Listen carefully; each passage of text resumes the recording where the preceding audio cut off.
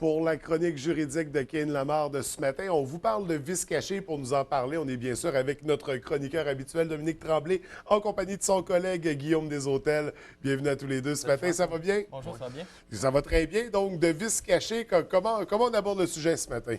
En fait, à prime abord, j'aimerais poser la question à toi, François. Oui. Pour toi, c'est quoi un vice caché à la base? Un vice caché, c'est un élément qui était caché volontairement ou non, donc qui n'a pas été présenté dans une entente quelconque. Là, j'imagine que principalement, vice caché, on parle de ça quand il y a achat.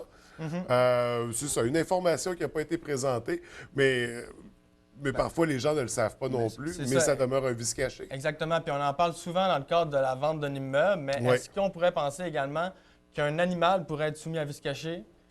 Et qu'également, peut-être une voiture pourrait également avoir un vice caché. Oui. Fait que c'est pour ça que nous, aujourd'hui, on vient parler des vices cachés pour éclairer le sujet aux téléspectateurs. Puis sur ce point-là, moi, j'aimerais ça, à la base, vous mentionner c'est quoi la notion de vice qui est prévue par la loi. Qu'est-ce qui est considéré comme un vice au sens de la loi?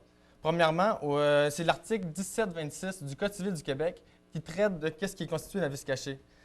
Un vice caché, à la base, c'est vraiment considéré comme un vice qui vient miner l'utilité du bien, l'utilité auquel l'acheteur voudrait...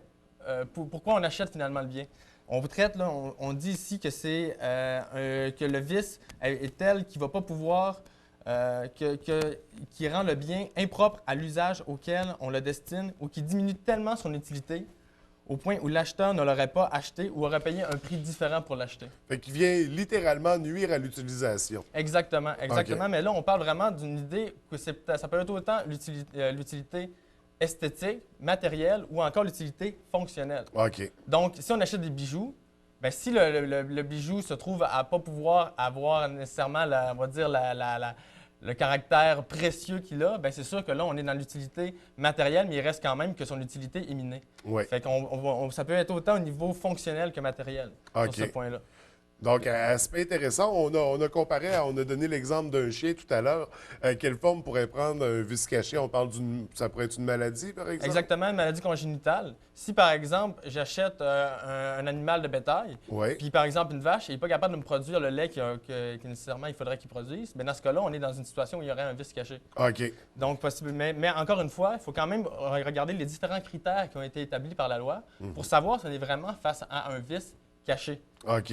Parce qu'il y a 4 critères particuliers qui ont été établis, à savoir la gravité que le vice doit avoir, également le fait que le vice doit être inconnu de l'acheteur.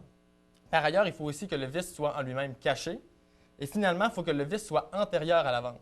Quand on dit qu'il faut que le vice soit caché, est-ce qu'on voit là une intention? Est-ce que c'est volontaire quand on utilise le mot caché, ça sous-entend que quelqu'un l'a caché?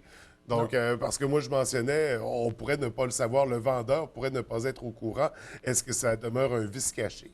Oui, ça demeure un vice caché parce que l'intention du vendeur est aucunement pertinente dans cette situation-là. OK. La seule pertinence qu'il va avoir, c'est possiblement sur le fait qu'il va être capable d'obtenir plus de dommages. Parce que si la personne a volontairement caché le vice, ou encore que la personne était au courant du vice, bien, dans ce cas-là, on serait capable d'obtenir plus de dommages, à savoir les dommages qui sont causés par le vice. Par exemple, si j'achète une maison et il y a un vice caché dans la maison, par exemple, il y a des conduites d'eau qui sont défectueuses. Le vice caché va être uniquement par rapport à la maison. Mais par contre, si la personne a volontairement caché le vice, bien, je vais pouvoir obtenir un dommage, si j'ai un dégât d'eau, par exemple, sur les meubles qui sont à l'intérieur de la maison. Si la personne n'était pas au courant du vice, je pourrais juste obtenir des dommages qui sont en lien avec le bien qui a été acheté, à savoir la maison. OK.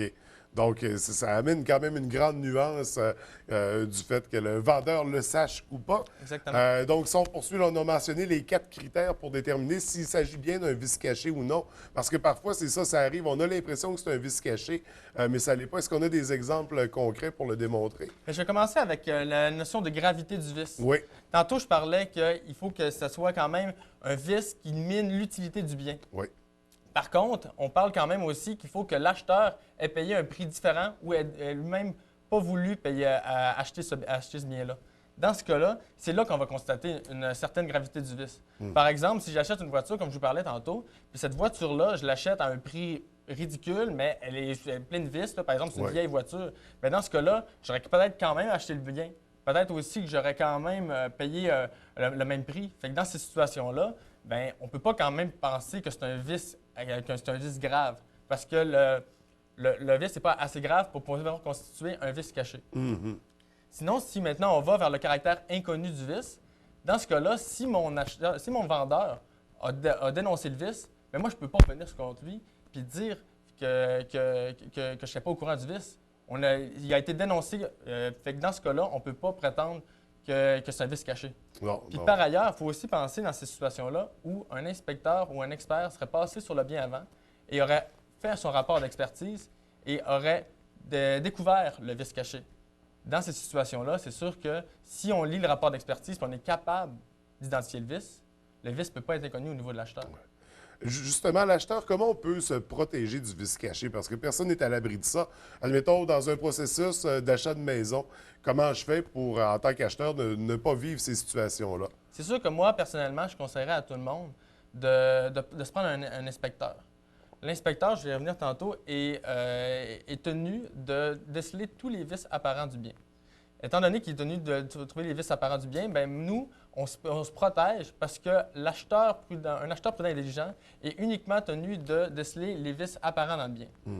Dans cette situation-là, où l'inspecteur aurait découvert certains vices apparents, ou encore il aurait trouvé possiblement des causes comme quoi, mettons, une rainure noire au niveau du plancher qui serait possiblement annonciateur de moisissures à l'intérieur des murs, bien, l'acheteur pourrait possiblement engager un expert pour savoir finalement si le bien est vraiment grévé d'un vice. OK.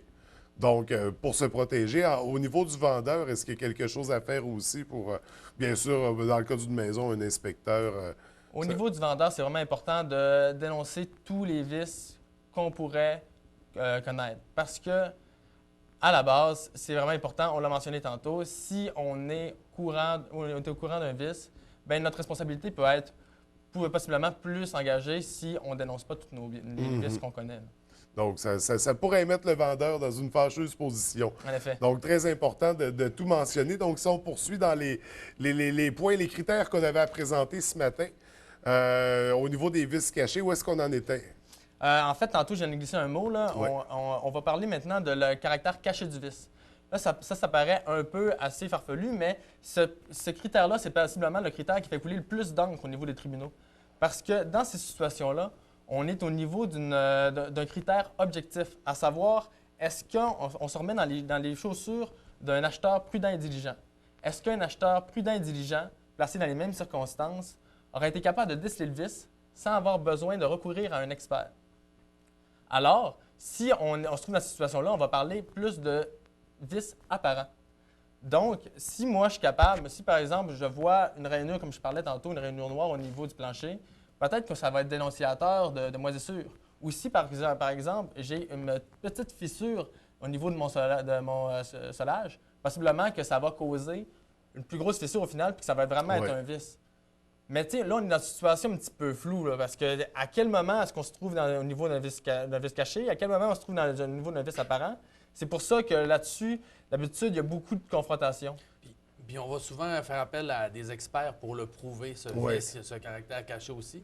C'est ce que je mentionnais tantôt, il y a une réforme, puis je voulais en faire part à tout le monde. Il y a une réforme qui s'en vient du Code de procédure civile. Tu sais, dans l'actualité, on a entendu les deux experts, là, notamment dans le procès de Guy Turcotte, là, où on a dit, bon, ben les gens se magasinent les experts, puis bon, ça a fait beaucoup couler d'encre. Mais le législateur, lui, a décidé en matière civile pas d'imposer aux parties, mais de suggérer très fortement aux parties de faire appel à un seul expert pour les deux parties. Donc, ça va changer un petit peu la donne parce qu'en matière de vice caché, là, tu sais, les coûts, quand on veut faire valoir un droit devant les tribunaux, c'est pour un vice qui est, par exemple, de 20 000 il faut qu'on prenne les avocats, il faut prendre chacun un expert, ça monte très vite les coûts. Donc, ça peut diminuer les coûts et accélérer aussi la justice parce qu'il y en a beaucoup, là, des cas de vice caché. Fait, les parties ne seront pas obligés, mais ils vont être fortement recommandés de prendre un expert unique. Donc, de beaux avantages qui en découlent. Pour conclure très rapidement avec les vices cachés, Est-ce qu'on avait terminé sur le sujet? Ou... En fait, juste rapidement, il y avait le caractère antérieur du vice. Oui. Au niveau de ce point-là, je veux juste mentionner qu'un vice peut tout aussi bien exister, mais être pas nécessairement qu'on s'en rende pas compte. Par exemple, tantôt, je parlais des animaux. Si j'ai un animal, il n'y a pas nécessairement de symptômes, mais qu'il y a une maladie congénitale, bien, le caractère va quand même être antérieur. Par OK. contre, s'il attrape une bactérie par la suite, bien, c'est sûr que là, dans ce cas-là, la bactérie va être contractée après la vente, puis on va se trouver dans une situation où le vice est postérieur à la vente. Oui, oui, oui. Puis j'aimerais ça conclure également par le fait que, au moment où on achète une maison ou qu'on achète n'importe quel bien, c'est important de bien lire son contrat parce que tout ce que j'ai parlé ici, c'est pas d'ordre public. C'est pas obligatoire la garantie de vice caché. Donc, nécessairement, le vendeur peut l'écarter à travers son contrat par une clause comme sans garantie légale ou encore à vos risques et périls. Fait que c'est vraiment important de possiblement consulter un professionnel ou encore de bien lire son contrat pour être sûr qu'on se trouve bien dans une situation où on va être protégé. Donc, c'est ce qui conclut notre chronique sur les vices cachés. Très intéressant. Merci beaucoup, Guillaume, de nous avoir présenté ces informations-là.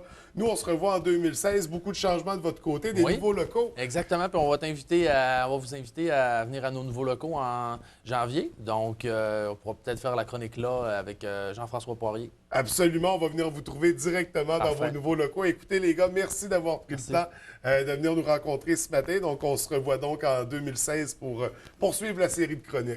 Merci beaucoup. Merci beaucoup.